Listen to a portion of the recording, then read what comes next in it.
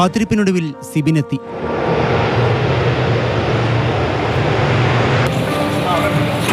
ചേതനയേറ്റ മകനെ വാരിപ്പുണർന്ന് അച്ഛൻ എബ്രഹാം. ഓരോ പെട്ടിയിലും അച്ഛൻ, മകൻ, സഹോദരങ്ങൾ, അങ്ങനെ തളർന്നുലഞ്ഞ് കുടുംബാംഗങ്ങൾ. സ്വപ്നങ്ങൾ സഫലീകരിക്കാനാവാതെ വിടപറഞ്ഞവരെ വാരിപ്പുണരാൻ കണ്ണീരോർമ്മകളുമായി നാട് കാത്തുനിന്നു.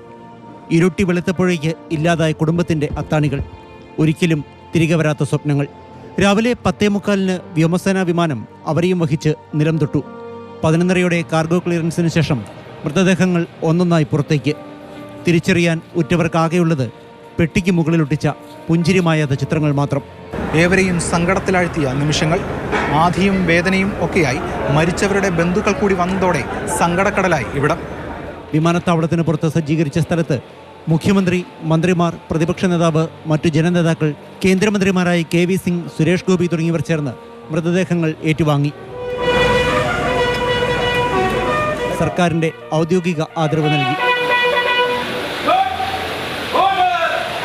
ജീവസന്ധാരണത്തിന് വേണ്ടി പോയവരാണ്.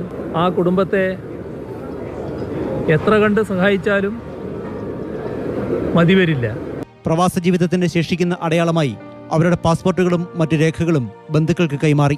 സ്വപ്നങ്ങളും പ്രതീക്ഷകളുമായി പ്രവാസ ജീവിതത്തിലേക്ക് പറന്നുയർന്ന 31 മനുഷ്യർ. ഇത് അവസാന യാത്രയയപ്പാണ്. ഇനിയൊരു സ്വീകരണമോ ഇനിയൊരു യാത്രയയപ്പോ അവർക്കുണ്ടാകില്ല. ജീവിതം കരുപിടിപ്പിക്കാൻ കുവൈറ്റിലെത്തിയ 45 ഇന്ത്യക്കാർ. അവരിൽ 23 മലയാളികൾ, 7 തമിഴ്നാട്ടുകാർ, ഒരു കർണാടക സ്വദേശി എന്നിവരുടെ മൃതദേഹങ്ങളാണ് കൊച്ചിയിലെത്തിച്ചത്. മറ്റുള്ളവരുടെ മൃതദേഹങ്ങൾ വ്യോമസേനാ വിമാനത്തിൽ തന്നെ ഡൽഹിയിലേക്ക് കൊണ്ടുപോയി. പാതിവഴിയിൽ പിരിഞ്ഞുപോയ മോഹങ്ങളും കണ്ണീരുമായി അവർ മടങ്ങുന്നു. മലയാളികളുടെ പ്രവാസ ജീവിതത്തിലെ കണ്ണീരണിഞ്ഞ ഒരേട് കൂടിയാണ് ഇത്. റിപ്പോർട്ടർമാരായ രാഗനും റിയയ്ക്കും ക്യാമറാമാൻമാരായ വിജേഷിനും വേണുവിനും അനീഷ് തോട്ടക്കാടിനുമൊപ്പം പ്രദീപ് ജോസഫ്, മാതൃഭൂമി ന്യൂസ്, കൊച്ചി.